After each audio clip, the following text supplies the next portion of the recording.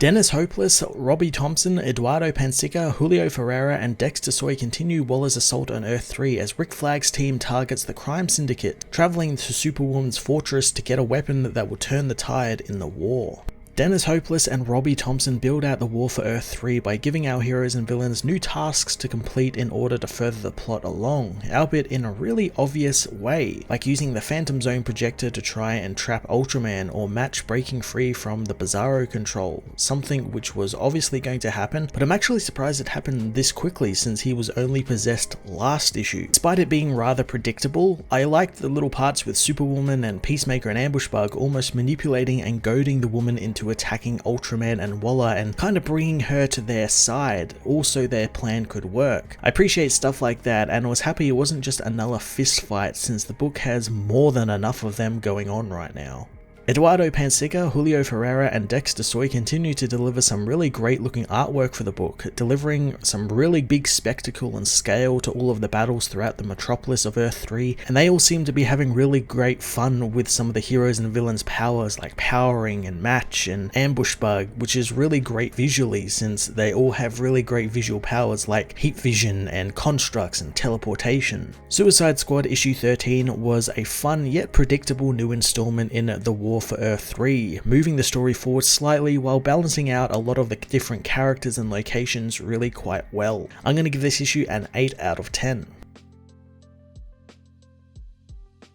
Suicide Squad issue 13 finds Rick Flag and his team break into a pharmacy and patch themselves up. The owner tells them that they can't use the items until they pay for them, and they're getting blood everywhere as Bloodsport and Mirror Master ask Rick what happens now. Sometime before, Flag's team is decimated by the Earth-3 Ultraman and Waller's Suicide Squad. Mirror Master works at an escape route, but Black Siren smashes apart all of the windows in the building he was using. In the present, Peacemaker is thrown into a bar where he finds Ambushbug singing. Bug explains what he's doing to Chris as Power returns, smashing Peacemaker away with a construct, knowing his shiny dome begs to be hit. He traps Peacemaker in a bear trap, knowing he's killing it with the classics today, as Ambushbug assures us Peacemaker can't die since he's a big Hollywood star now, and they need him for the third act, meaning he's got to save him. At the Daily Planet, Waller tells the captured Rodriguez that she underestimated her and the Doctor double-crossing her after everything she's seen Waller do, before joining Rick Flag and his team without a second of training, finding herself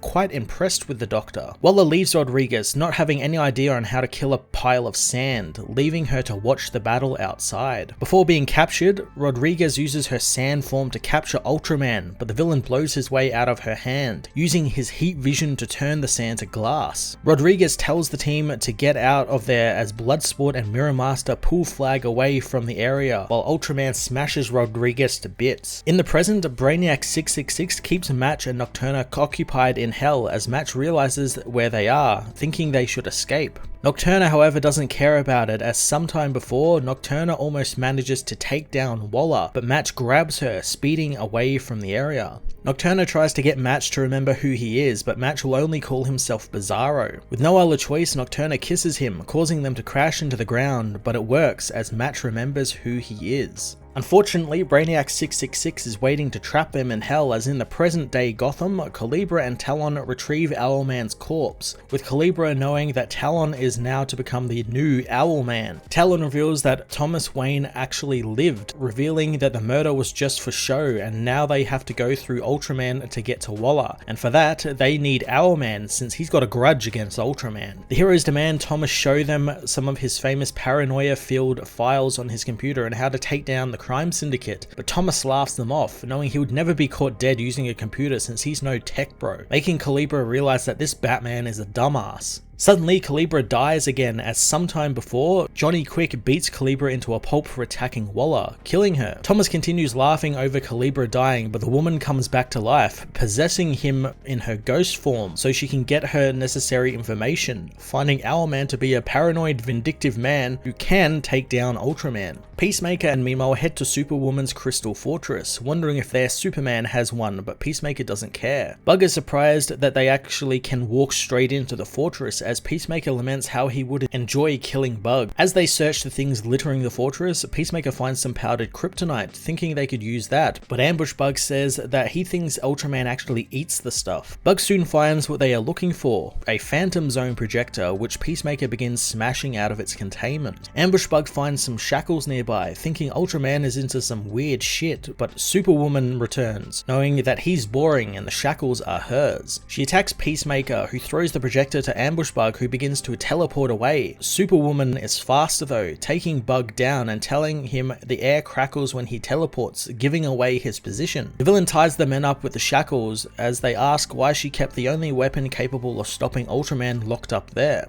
Superwoman knows that she's never needed it to stop him, and Peacemaker thinks that's quite the flex, finding it hard to believe that this woman is bending the knee to Waller. Superwoman becomes angered, telling him that she kneels to no one, as sometime before, Ultraman agrees to let Waller help and Owlman is killed by Talon. Superwoman is enraged that they took her pet from her, but she wasn't able to kill Waller thanks to Ultraman standing in her way. She tells Peacemaker that she flew to the fortress to retrieve the projector to use on Ultraman and get him out of the way, as Chris says that he can help her, when suddenly Johnny Quick appears, grabbing the projector and speeding out of the fortress, letting Black Siren unleash a scream that topples the entire fortress on the heroes.